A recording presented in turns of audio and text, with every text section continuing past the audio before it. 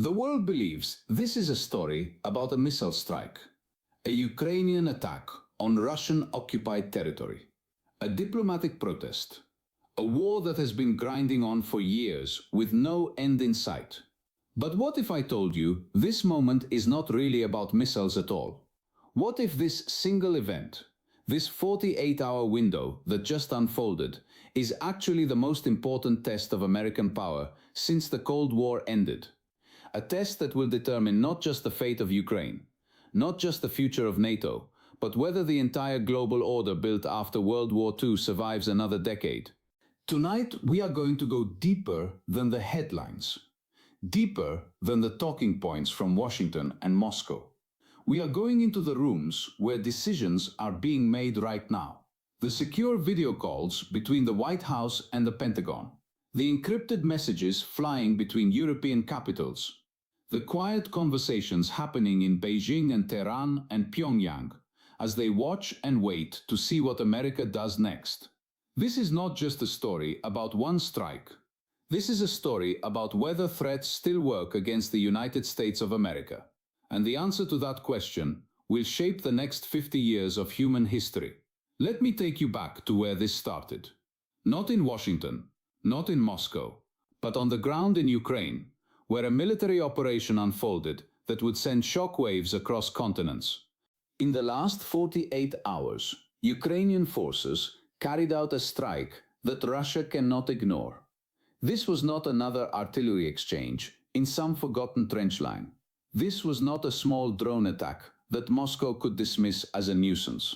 This was a precision strike on Russian military infrastructure deep inside territory that the Kremlin claims as its own, territory that international law recognizes as illegally occupied Ukrainian land. The target was significant: Russian airfields, command posts, logistics hubs, the very infrastructure that Russia uses to launch wave after wave of missiles and drones at Ukrainian cities, the machinery that keeps the war running, the assets that Moscow believed were safely beyond Ukraine's reach. But here is where the story takes its first turn. According to Russian officials, this strike was not carried out with Ukrainian-made weapons. It was carried out with Western-supplied long-range missiles, American missiles, weapons that Washington explicitly approved for transfer, weapons that can reach targets Russia thought were untouchable. And in that single fact lies the reason this moment matters so much more than it appears. Because when that strike landed, it did not just destroy military equipment. It destroyed a Russian assumption. The assumption that escalation would always work. The assumption that threatening consequences would always make the West back down. The assumption that Moscow could wage war from a comfortable distance while Ukraine was forced to fight with both hands tied behind its back. That assumption died in the flames of that strike. And the Kremlin knows it. Within hours, Russia did something extraordinarily deliberate. They summoned the United States ambassador to the foreign ministry in Moscow. Now you need to understand what that means in the language of diplomacy. You do not summon an ambassador unless you want the entire world to watch. This was not a private phone call. This was not a quiet diplomatic note. This was theater. Cameras outside the building. Official statements prepared. Maximum visibility. The message Russia delivered was described as a harsh warning. Russian officials spoke of red lines being crossed. They spoke of consequences. They spoke of the United States being directly responsible for the deaths and destruction caused by this strike, because these were American-made weapons hitting what Russia calls its own territory. But here is what Russia was really doing, and this is critical to understand. They were not just protesting a military attack. They were attempting to rewrite the entire narrative of this war. They want to shift the story from Ukraine is defending itself against an illegal Russian invasion to the United States is attacking Russia directly. Once they achieve that narrative shift, everything changes.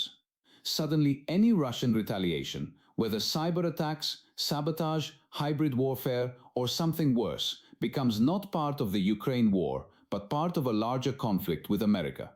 A conflict they hope will terrify American voters. A conflict they hope will fracture European unity. a conflict they hope will make the West abandon Ukraine entirely. This is information warfare, wrapped around a battlefield event. And Moscow has been practicing this playbook for years. But Washington did not respond the way the Kremlin hoped.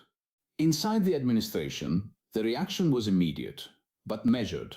Secure video conferences connected the White House Situation Room with Pentagon leadership, State Department officials, and US commanders stationed across Europe. Intelligence briefers presented everything they knew. What exactly was targeted, what type of missile was used, whether any American personnel were anywhere near the operation, how much of Russia's public narrative matched what satellites and signals intelligence actually showed. And most importantly, they answered the question that always comes first in moments like this. Is this just rhetorical escalation? Or is Russia preparing something more concrete? Are there troop movements we should know about? Missile deployments? Unusual cyber activity? Any sign that Moscow is pairing its angry words with actual military preparation? The early assessment, based on what we know, was that this was primarily a messaging operation. Russia wanted to intimidate. Russia wanted to create fear. Russia wanted Washington to second-guess itself. But here is where the United States made a choice that will echo for years. The State Department had two options. They could downplay the incident, avoid direct engagement, let the news cycle move on, and hope the tension fades. Or they could answer Russia's challenge directly, make clear that Washington would not be bullied, that supporting Ukraine's right to defend itself is not the same as attacking Russia, that the aggressor does not get to set the rules of the war it started. They chose the second path. The public response from Washington was careful but firm. Yes, the United States provides Ukraine with the means to defend itself.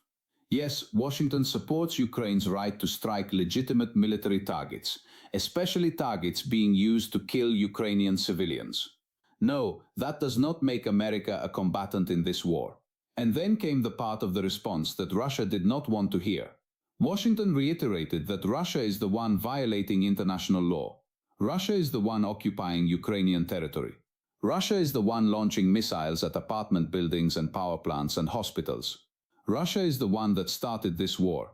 And Russia is the one that can end it by withdrawing its forces. That response was not just aimed at Moscow. It was aimed at every capital in the world.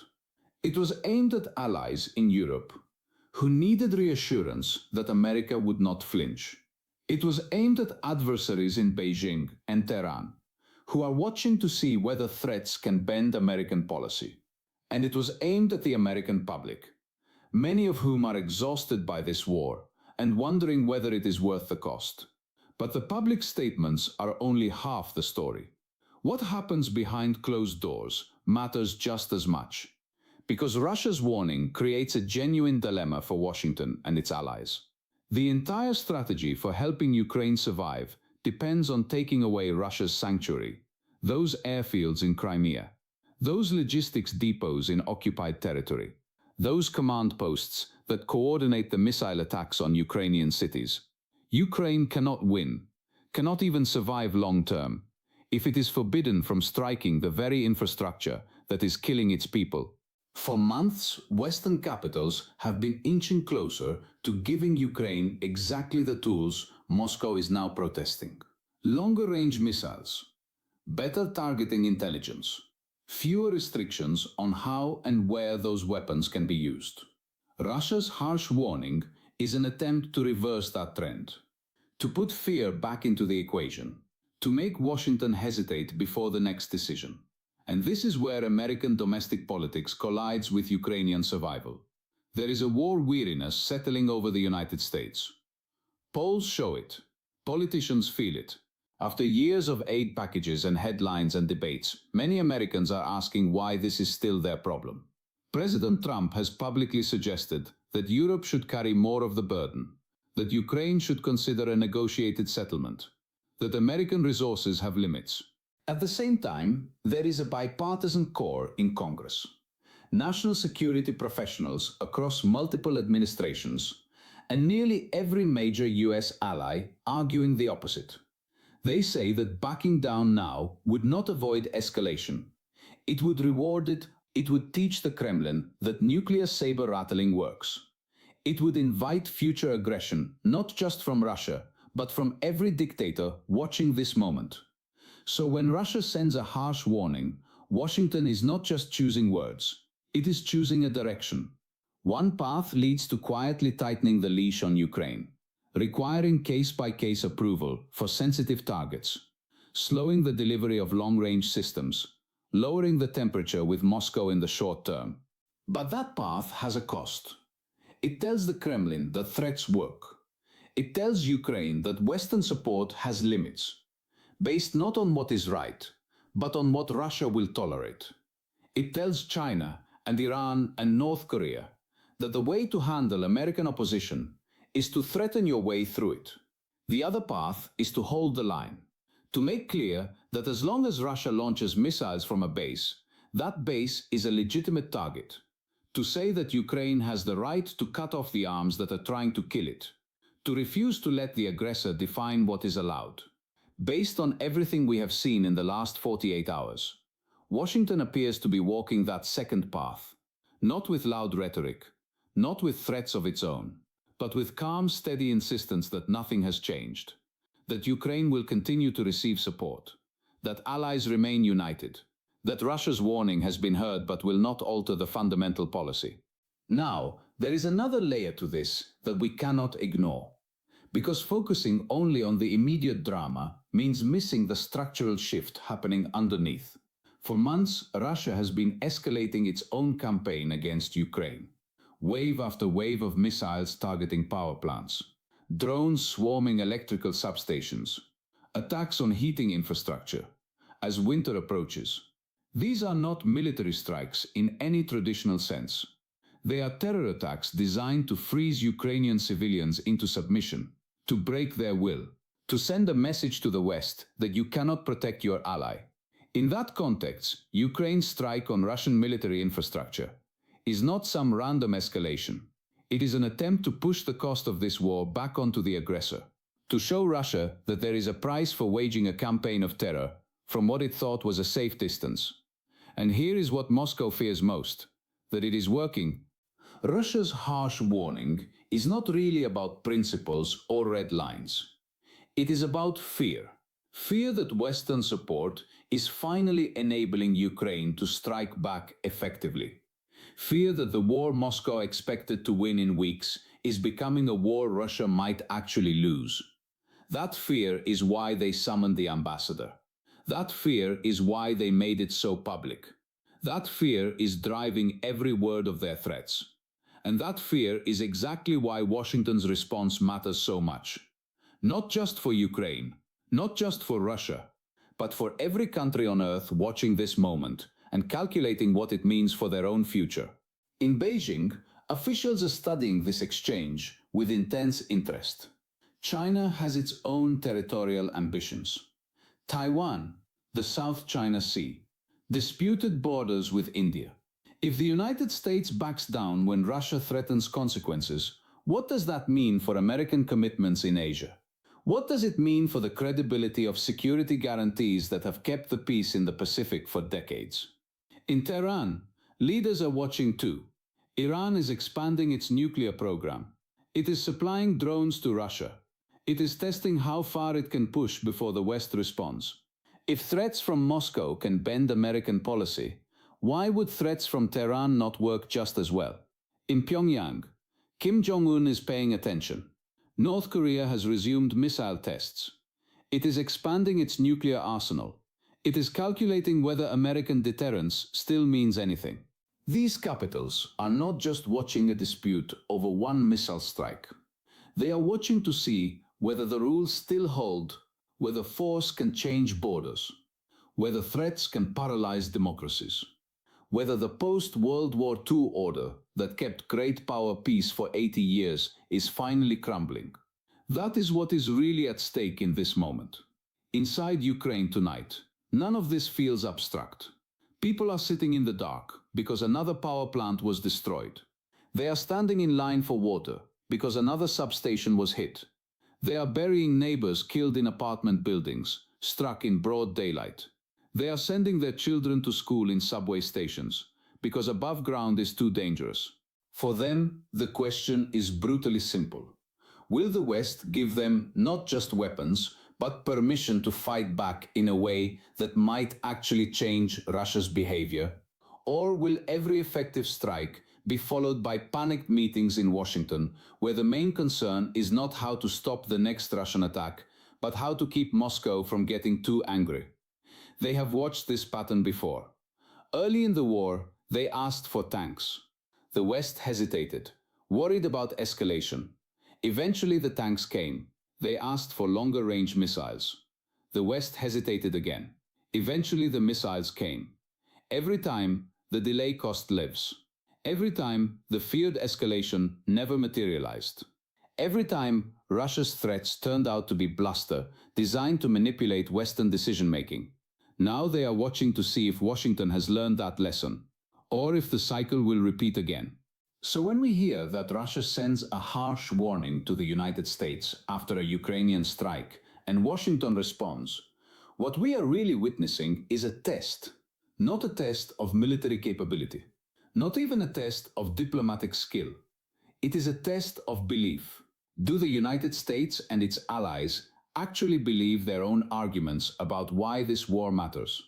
If we believe that borders cannot be changed by force, then we have to accept that helping Ukraine resist that force will anger the aggressor. There is no way around that. You cannot defend the victim without offending the attacker. If we believe that civilians should not be targeted, then we have to accept that striking the bases and airfields from which those attacks are launched is legitimate self-defense.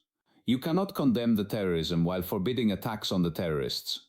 If we believe that smaller countries should not be left alone to face nuclear-armed bullies, then we have to accept that nuclear-armed bullies will issue threats when they feel their leverage slipping away. That is what bullies do. The question is whether the threats work. Tonight, Moscow has done what it always does. It has tried to flip the narrative, to transform itself from aggressor into victim, to change the story from Russia launched another wave of attacks on Ukrainian civilians to Russia is being attacked by the West. Washington's response will determine whether that narrative takes hold. If the United States stays steady, if it keeps supporting Ukraine's right to defend itself, keeps coordinating with allies, keeps its rhetoric calm but its policy firm, then Russia's harsh warning will be remembered as what it actually is. A sign that the strategy of helping Ukraine reach into Russia's war machine is working. A sign that Moscow is worried. A sign that threats are failing. But if Washington flinches, if aid is quietly reduced, if restrictions are tightened every time the Kremlin raises its voice, then this moment will be remembered very differently. It will be remembered as the night Russia learned that threatening consequences was enough to bend American policy. The night the post-war order began its final collapse. The night the world started sliding towards something much darker. The missiles have already been fired. The diplomatic protests have already been delivered. The secure calls have already been made. Now comes the hard part. The choices that will not be announced on television. The decisions made in rooms where no cameras are allowed. The policies that will only become clear months from now, when we look back and understand what was really decided in these 48 hours. Ukraine is waiting in the cold, wondering if the help will keep coming. Russia is waiting in the Kremlin, wondering if its bluff will be called. China is waiting in Beijing, calculating what comes next. And America is standing at a crossroads, deciding not just the future of one war, but the shape of the world its children will inherit. This is the moment. And what happens now will be remembered for generations. The question is not whether Russia will keep threatening, it will. The question is whether those threats will keep working. Tonight, we are closer to an answer than we have been in years. And the whole world is watching to see what it will be.